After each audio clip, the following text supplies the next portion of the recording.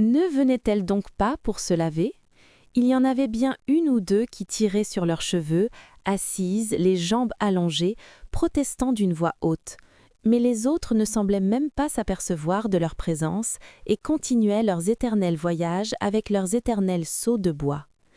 Ma mère, prise dans le tourbillon, émergeait de temps en temps d'une masse de jambes et de bras, me lançait une recommandation ou une injure que je n'arrivais pas à saisir et disparaissait. Devant moi, dans un seau vide, il y avait un peigne en corne, un gobelet de cuivre bien astiqué, des oranges et des œufs durs. Je pris timidement une orange, je l'épluchai, je la suçai pendant longtemps, le regard vague. Je sentais moins l'indécence de mon corps dans cette pénombre, je le regardais se couvrir de grosses gouttes de sueur, et je finis par oublier les femmes qui s'agitaient, leurs seaux de bois et leur voyage inexplicable autour de la pièce. Ma mère fondit sur moi. Elle me plongea dans un seau d'eau, me couvrit la tête d'une glaise odorante et, malgré mes cris et mes larmes, me noya sous un flot d'injures et de feu. Elle me sortit du seau, me jeta dans un coin comme un paquet, disparut de nouveau dans le tourbillon. Mon désespoir dura peu. Je plongeai la main dans le seau à provisions et je pris un œuf dur, gourmandise dont j'étais particulièrement friand. Je n'allais pas encore fini d'en grignoter le jaune que ma mère réapparut de nouveau, m'aspergea alternativement d'eau bouillante et d'eau glacée, me couvrit d'une serviette et m'emporta à moitié mort à l'air frais sur l'estrade au baluchon.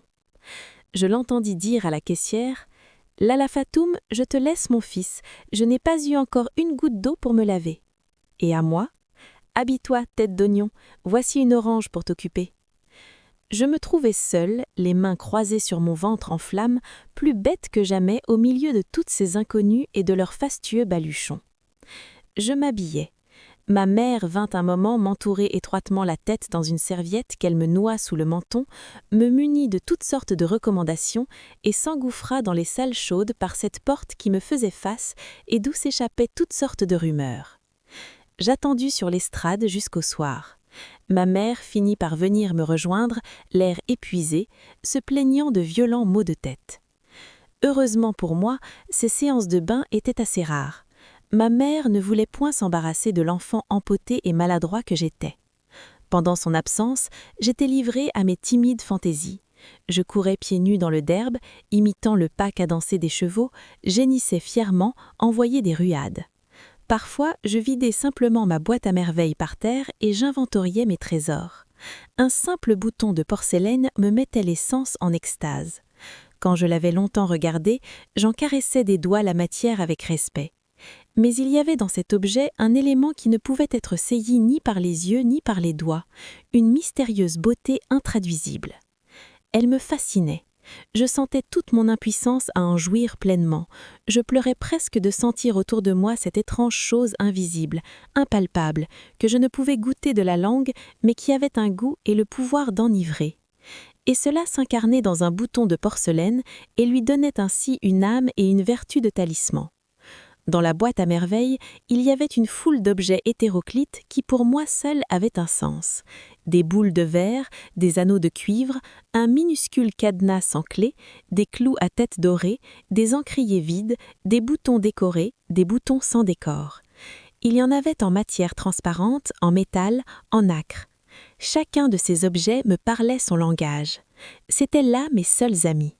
Bien sûr, j'avais des relations dans le monde de la légende avec des princes très vaillants et des géants au cœur tendre, mais ils habitaient les recoins cachés de mon imagination. Quant à mes boules de verre, mes boutons et mes clous, ils étaient là, à chaque instant, dans leur boîte rectangulaire, prête à me porter secours dans mes heures de craguin. Le lendemain du bain, ma mère ne manquait pas de raconter la séance à toute la maison avec des commentaires détaillés où abondaient des traits pittoresques et des anecdotes. Elle mimait les gestes de telle chérifa connue dans le quartier, la démarche de telle voisine qu'elle n'aimait pas, parlait avec éloge de la caissière ou se révoltait contre les masseuses, ces entremaîtresses, mères des calamités, qui escroquaient les clientes sans leur apporter la moindre goutte d'eau. Le bain mort était naturellement le lieu des potins et des commérages. On y allait autant pour se purifier que pour se tenir au courant de ce qui se faisait, de ce qui se disait.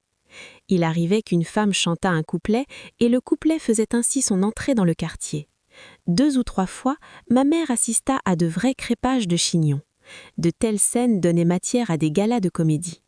Pendant 1 semaine, ma mère mimait devant les femmes de la maison, les amis de passage et les voisines, la dispute et ses phases multiples. On avait droit à un prologue suivi de la présentation des personnages, chacun avec sa silhouette particulière, ses difformités physiques, les caractéristiques de sa voix, de ses gestes et de son regard. On voyait naître le drame, on le voyait se développer, atteindre son paroxysme et finir dans les embrassades ou dans les larmes. Ma mère remportait auprès des voisines un gros succès. Je n'aimais pas beaucoup ces sortes d'exhibitions. L'excès de gaieté de ma mère était pour moi lié à de fâcheuses conséquences.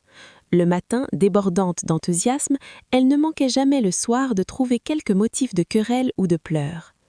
Mon père rentrait toujours tard, il nous trouvait rarement de bonne humeur.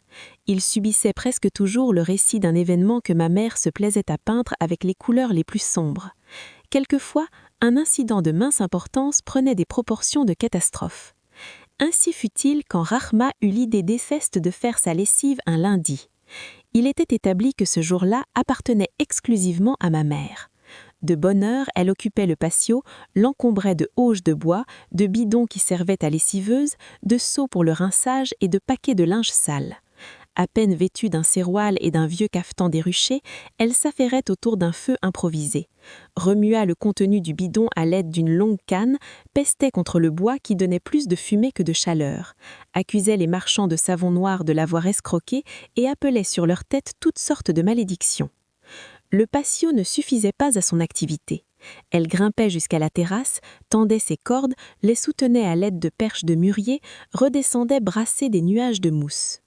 Ce jour-là, ma mère m'expédiait à l'école avec pour vêtement une simple chemise sous ma djellaba. Le déjeuner était sacrifié. Je devais me contenter d'un quartier de pain enduit de beurre rance accompagné de 3 olives. Notre chambre même perdait son visage habituel. Les matelas gisaient là, sans couverture, les coussins n'avaient plus d'enveloppe et la fenêtre semblait nue sans son curtin semé de fleurettes rouges. La soirée était consacrée au pliage des vêtements. Ma mère prenait une chemise toute frossée et sentant le soleil, la déployait sur ses genoux, la regardait par transparence, la pliait, les manches à l'intérieur, avec application, presque avec gravité. Parfois, elle faisait une reprise. Elle n'aimait guère la couture et moi-même je préférais la voir tirer sur ses cardes ou tourner son rouet. L'aiguille, instrument particulièrement citadin, représentait à mes yeux un symbole de mollesse. Il était de tradition dans notre famille que le métier féminin noble par excellence consistait à travailler la laine. Manier l'aiguille équivalait presque à un reniement. Nous étions fessis par accident, mais nous restions fidèles à nos origines montagnardes de seigneurs paysans. Ma mère ne manquait jamais d'évoquer ses origines lors des querelles avec les voisines. Elle osa même soutenir devant Rahma que nous étions des authentiques descendants du prophète. « Il existe des papiers, dit-elle, pour le prouver, des papiers gardés précieusement par l'imam de la mosquée de notre petite ville. Qui es-tu, toi, femme d'un fabricant de charrues, sans extraction, qui ose mettre ton linge plein de poux près du mien fraîchement lavé? Je sais ce que tu es, une mendiante d'entre les mendiantes, une domestique d'entre les domestiques, une va-nu-pieds crottée et pouilleuse, une lécheuse de plats qui ne mange jamais à sa faim. Et ton mari, parle-moi de cet être déforme, à la barbe rongée de mites, qui sent l'écurie et braie comme un âne. Que dis-tu? En parler à ton mari? Est-ce que moi je crains ton mari? Qu'il vienne, je lui montrerai de quoi peut être capable une femme de noble origine. Quant à toi, arrête tes piaillements et ramasse tes hardes.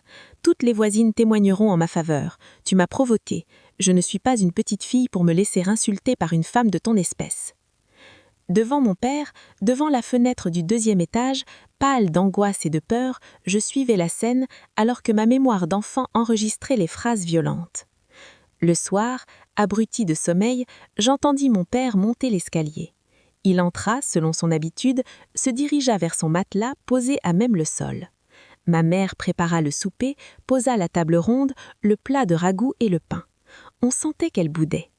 Mon père se mit à manger sans poser de questions. Ma mère boudait toujours. Puis elle éleva brusquement la voix et dit « Cela ne te fait rien à toi qu'on nous traîne dans la boue, qu'on nous insulte, qu'on insulte nos nobles origines, nos ancêtres qui faisaient trembler les tribus? Cela ne te fait rien que les gens de basse extraction tentent de souiller, par des paroles inconvenantes, notre famille qui compte parmi ses morts des hommes courageux, des chefs, des saints et des savants? Toujours silencieux, mon père continuait à manger. Ma mère recommença. Oui, tout cela ne te fait rien. Que ta femme subisse tous les affronts, ton appétit n'en est pas affecté et tu manges comme à l'ordinaire. Moi, j'ai tellement de peine sur le cœur que je ne mangerai plus jamais de ma vie. Ma mère, se cachant le visage dans ses deux mains, poussa un long sanglot et se mit à pleurer à chaudes larmes. Elle gémissait, se lamentait, se donnait de grandes claques sur les cuisses, chantait sur un air monotone et combien triste tous les malheurs qui la frappaient. Elle énumérait les insultes qu'elle avait reçues, les épithètes dont on l'avait gratifiée, recommençait inexhaustiblement le panégyrique de ses ancêtres qui par la même occasion se trouvaient offensés. Mon père, rassasié, but une gorgée d'eau, s'essuya la bouche, tira à lui un coussin pour s'accouder et demanda « Avec qui t'es-tu encore disputé ?» La phrase eut sur ma mère un effet magique. Elle cessa de pleurer, releva la tête et avec une explosion de fureur s'adressa à mon père. Mais avec la gueuse du premier étage, la femme du fabricant de charrues. Cette dégoûtante créature a souillé mon linge propre avec ses guenilles qui sentent l'étable. Elle ne se lave jamais d'ordinaire, elle garde ses vêtements 3 mois, mais pour provoquer une querelle, elle choisit le lundi, mon jour de lessive, pour sortir ses haillons. Tu connais ma patience, je cherche toujours à aplanir les difficultés, je ne me départis jamais de ma courtoisie coutumière. Je tiens cela de ma famille, nous sommes tous polis. Les gens qui nous provoquent par des paroles grossières perdent leur temps. Nous savons conserver notre calme et garder notre dignité. Il a fallu cette pouilleuse. La voix de Rama troua la nuit. Pouilleuse, moi ? Entendez-vous, peuple des musulmans ? La journée ne lui a pas suffi, les hommes sont maintenant dans la maison et pourront témoigner devant Dieu qui de nous deux a dépassé les limites des convenances. Ce qui se passa après ne peut être décrit par des mots. Ce furent d'abord des cris aigus et prolongés, des vociférations, des sons sans suite et sans signification. Chacune des antagonistes, penchée hors de sa fenêtre, gesticulait dans le vide, crachait des injures que personne ne comprenait, s'arrachait les cheveux. Possédée du démon de la danse, elle faisait d'étranges contorsions. Voisins et voisines sortirent de leur chambre et mêlèrent leurs cris aux cris des furies. Les hommes, de leur voix grave, les exhortaient au calme, insistaient pour qu'elles maudissent solennellement Satan, mais ces sages conseils les excitaient davantage. Le bruit devint intolérable. C'était une tempête, un tremblement de terre, le déchaînement des forces obscures, l'écroulement du monde. Je n'en pouvais plus. Mes oreilles étaient au supplice, mon cœur dans ma poitrine heurtait avec force les parois de sa cage, les sanglots m'étouffèrent et j'écroulais aux pieds de ma mère sans connaissance.